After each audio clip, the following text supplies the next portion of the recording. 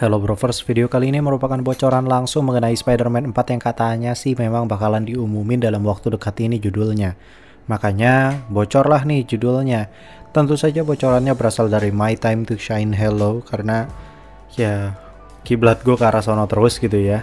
Dan kalau misalkan kalian penasaran dan pengen langsung melihat bocorannya, kalian bisa kunjungi Twitternya aja gitu ya atau X-nya. Jadi keakuratannya tuh the best banget tuh memang bodo itu. Higuzo, welcome back to Clip on X Breakdown.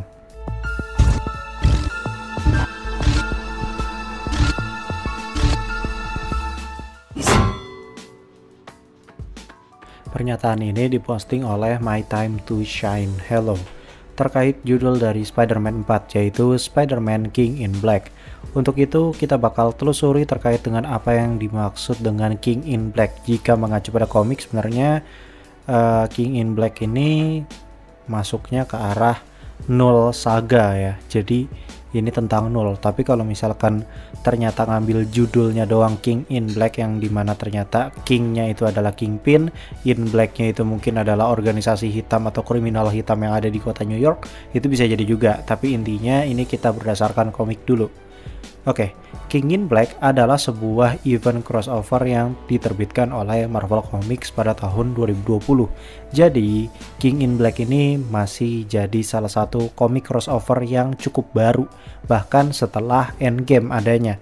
Dan salah satu bagian penting dari cerita ini adalah King in Black itu melibatkan Spider-Man, atau Spider-Man menjadi tokoh yang sangat-sangat penting di serial komik ini. Nah, King in Black sendiri memang konsepnya atau temanya itu berkaitan dengan simbiot, yang dimana ini berkaitan juga dengan Null yang menjadi villain utama di komik ini. Nah, Dewa Kegelapan dan juga penguasa simbiot ini kembali ke bumi dengan tujuan untuk menaklukkan dan menutupi semua yang ada dalam kegelapan. Jadi Null ini mirip-mirip kayak Loki gitu yang berusaha untuk menginvasi bumi. Ya mungkin pusatnya di New York, tapi intinya bumi bakalan diinvasi sama Null. Nah, Null ini ternyata telah mengirim beberapa armada simbiot untuk menyerang bumi secara duluan, dan para pahlawan Marvel harus bersatu untuk melawan ancaman ini. Ini baru armada simbiotnya doang, belum Nullnya yang turun tangan. Dan ini armadanya yang turun tangan, seluruh pahlawan Marvelnya apa itu turun tangan gitu. Saking kuatnya Null ini cuy. Nah, Spider-Man di sini ternyata sebagai salah satu pahlawan utama atau karakter utama, yang dimana dia memang terlibat sejak awal ketika invasi Null dimulai. Dia bekerja sama dengan para pahlawan lain untuk memahami ancaman yang mereka hadapi. Yang tentunya sebenarnya kalau misalkan mengacu pada komik, King in Black ini tuh skalanya skala Avengers atau skala film crossover, memang bukan film solo Spider-Man. Tapi kita nggak tahu ya, karena kan ini pemilikan Spider-Man itu masih dipegang sama Sony. Apakah Sony memperbolehkan karakter Marvel Cinematic Universe lainnya untuk masuk ke dalam proyeknya sendiri atau tidak? Karena kan kayaknya bakal banyak nih yang terlibat.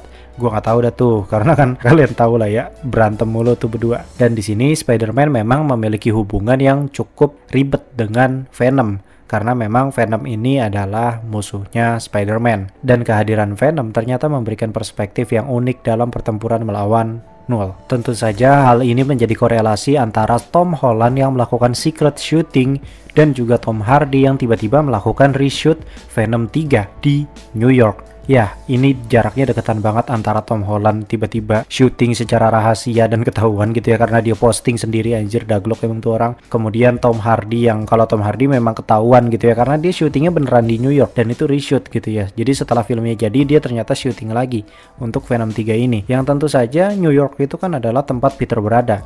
Kemungkinan besarnya Venom dan Eddie itu terpental lagi ke MCU, karena menurut gua itu adalah satu-satunya jalan untuk lari sementara waktu dari kejaran si Null yang tentunya terlalu overpower jika dilawan oleh Venom dan juga Eddie sendirian. Wong Venom aja takut sama Carnage.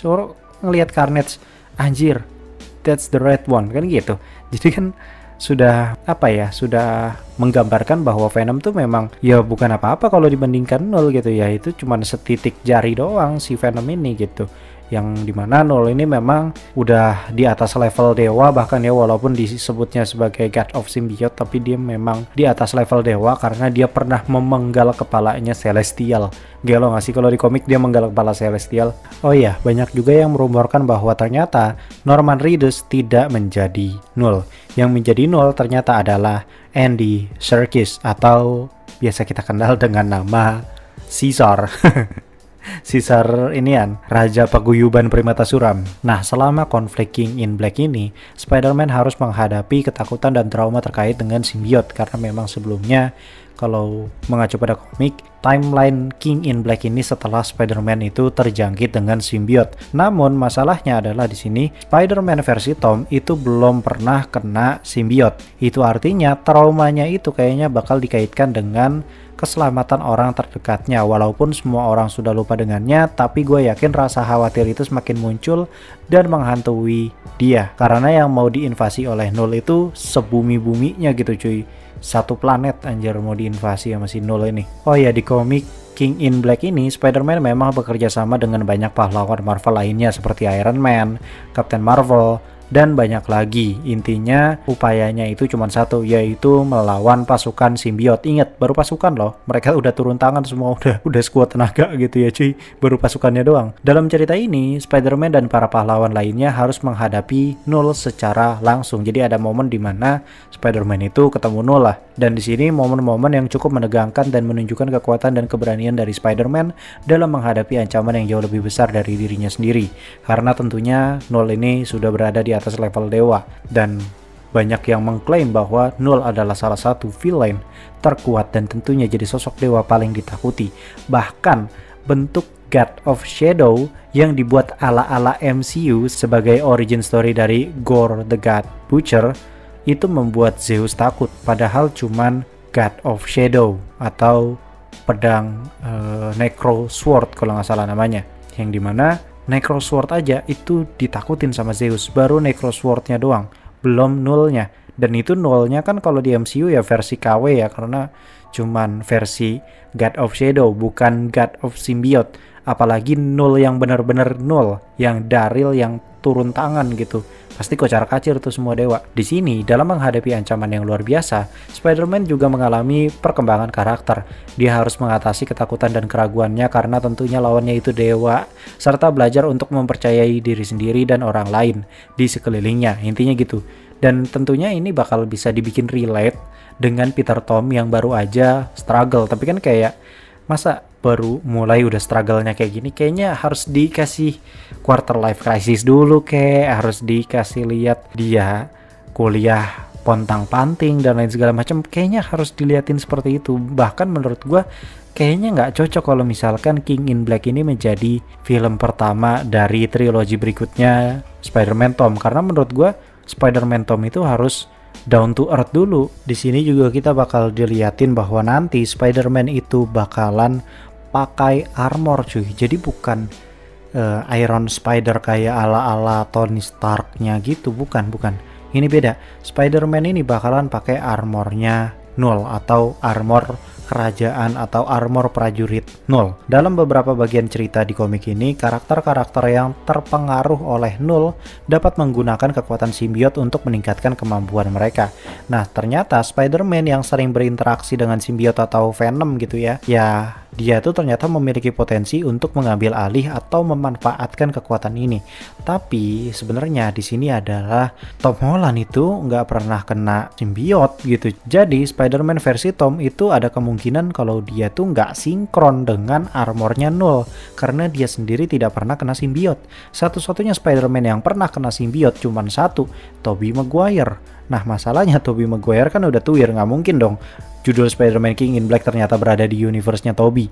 Aneh malahan, karena kasihan gitu, dia udah tua, udah banyak kehidupan yang ruwet, ditambah harus lawan Null, kayaknya agak kurang-kurang gitu ya cuy ya. Ada kemungkinan besarnya memang ini adalah Spider-Man-nya Tom. Nah, ada beberapa yang berteori juga bahwa sebenarnya nama King in Black ini sebenarnya mengacu pada organisasi gelap yang ada di New York, yang dimana King-nya itu mungkin melambangkan Kingpin, bisa jadi in black atau black itu menggambarkan bahwa ya ada organisasi hitam, ada kegelapan di New York, atau ada sebuah mafia gitu ya, kelompok mafia di New York yang dimana Spider-Man harus menghadapi bersama dengan Charlie Cox atau Daredevil, karena banyak yang merumorkan bahwa nanti Daredevil itu bakalan tag team dengan Spider-Man. Tapi masalahnya lagi-lagi gue kasih tahu di sini Sony-nya tuh mau nggak? Karena kan Sony-nya suka ribut sama Disney, kadang suka berebut karakter Spider-Man ini. Nah ini bagaimana nih? Kesimpulan dari bocoran King in Black ini sebenarnya mengacu pada dua kesimpulan. Seperti King in Black yang memang mengacu pada komik, memang ada judul komik namanya King in Black gitu ya, tentang Null gitu. Dan kenapa bisa dicocok logikan atau bisa sinkronisasi ke arah sana, karena Null sendiri sudah muncul di Venom 3, yang dimana Venom 3 ternyata melakukan reshoot di New York, yang dimana New York itu berada kemungkinannya di MCU, yang dimana Venom ini atau Eddie bakalan kepental lagi ke MCU untuk lari dari kejaran Null. Simpelnya seperti itu. Dan di satu sisi Tom Holland selaku pemeran Spider-Man saat ini melakukan syuting secara rahasia walaupun bocor gitu ya. Intinya dia melakukan syuting juga. Dan baru beberapa saat yang lalu memang Tom Holland itu baru saja dipanggil ke kantornya Amy Pascal, yang tentunya ini akan berkaitan dengan kontraknya sebagai Spider-Man, kontraknya dengan MCU dan lain sebagainya. Intinya Spider-Man versi MCU atau versi Tom kemungkinan besarnya memang bakal terlibat dengan apa yang terjadi di Venom 3. Ya walaupun gue yakin ya di Venom 3 ini Null-nya nggak bakal face to face atau head to head dengan Venom, itu mustahil banget, karena gue yakin, dan kalau misalkan kita ngelihat di trailernya aja gitu ya, Venomnya aja ini di sini tuh kagak melakukan sebuah perlawanan. Venomnya tuh lari ketakutan gitu. Jadi mereka berdua tuh, si Eddie dan Venom tuh lari gitu dari kejaran Null ini, yang tentunya Venom aja takut, apalagi yang jauh lebih bahayanya muncul depan Venom gitu, atau si Null-nya ini muncul depan Venom. Kayaknya sangat mustahil sekali jika terjadi Venom versus Null di Venom 3. Ada kemungkinan besarnya Venom 3 hanyalah sebuah jembatan untuk terjadinya King in Black. Tapi kalau misalkan ini memang bukan kejadian soal Null dan ini berkaitan dengan Spider-Man versi Tom yang benar-benar bakal down to earth, benar-benar bakal mengurus hal-hal kriminalitas di kota New York, kayaknya bakal keren juga gitu ya, karena judulnya aja King tuh ada mungkin bisa maksudnya ke Kingpin, Blacknya mungkin organisasi kegelapan yang ada di New York, bisa jadi seperti itu juga gitu ya. Masih banyak gitu kemungkinannya, karena seperti yang kita tahu No Way Home pun sebenarnya kagak ada judulnya gitu cuy di komik gitu, atau Far From Home gitu kagak ada di komik gitu. Jadi ya wajar gitu kalau misalkan dikasih nama King in Black tapi tidak mengacu pada komik, cuman ini adalah versi down to earth atau versi kriminalitas atau street levelnya New York, udah kayak begitu doang. Dan menurut gue jauh lebih bagus yang street level ketimbang tiba-tiba langsung lawan Null atau ketemu Null, kayaknya kurang gitu. Kira-kira segitu dulu bocoran terbaru dari My Time to Shine Hello terkait Spider-Man 4 yang nanti bakalan segera diumumin judulnya yang benar itu apa, apakah King in Black ataupun punya judul yang lain, atau cukup ditulis Spider-Man 4, bisa jadi kayak gitu juga. Mungkin segitu dulu, gue Clip on Hex pamit undur diri, and I'll come see you next time.